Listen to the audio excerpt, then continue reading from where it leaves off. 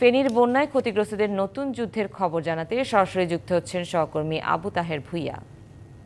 তাহের, বন্যা পরিস্থিতির পরবর্তী কিভাবে মোকাবেলা করছে ফেনীবাসী আর ক্ষতিগ্রস্তরা কি বলছেন, বিস্তারিত জানাবেন।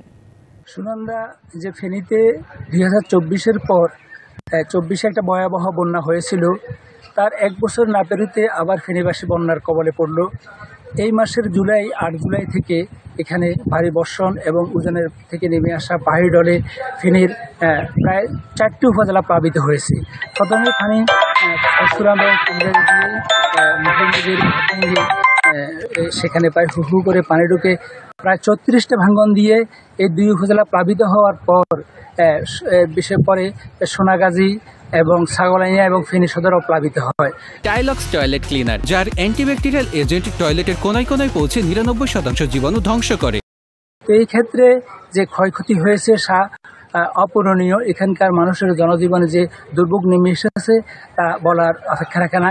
এখানে সড়কের যে ক্ষয়ক্ষতি হয়েছে, মৎস্যের ক্ষয়ক্ষতি হয়েছে, কৃষিতে ক্ষয়ক্ষতি হয়েছে, প্রাণী সম্পদের ক্ষয়ক্ষতি হয়েছে, এমনকি বাড়িরও মানুষের ঘরবাড়ি ভেঙেছে।